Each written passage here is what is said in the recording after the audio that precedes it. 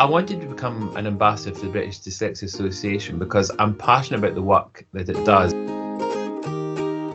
For me, dyslexia was something I only discovered that I had it when I was older.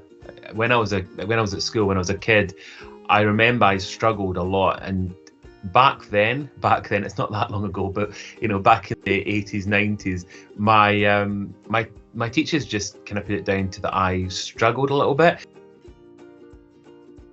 I think if you think you're dyslexic later in life, the first thing is don't worry about it. I mean, dyslexia is a gift. I think everybody that's got it will agree with that. I see it as a gift. I think that the reason I'm doing so many amazing things today is thanks to that.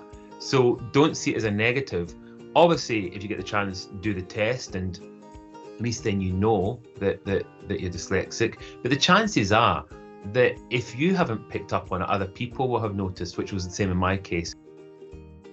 So the way I cope with dyslexia, the way I deal with it is difficult with the amount of, due to my work, there's a lot of emails, there's a lot of letter writing. I've discovered something called Grammarly that I use, which helps me a lot with emails. The other thing I do is if I consider it a really important email, I have some really good friends that know I'm dyslexic and they're very happy to check emails over for me.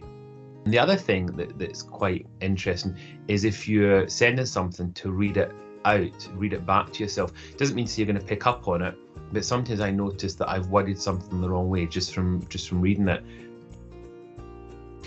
I think for people that don't have dyslexia, it's important that both they and of course people with dyslexia understand what it's all about. I mean, I'm proud to be dyslexic, but why do I need to put that across?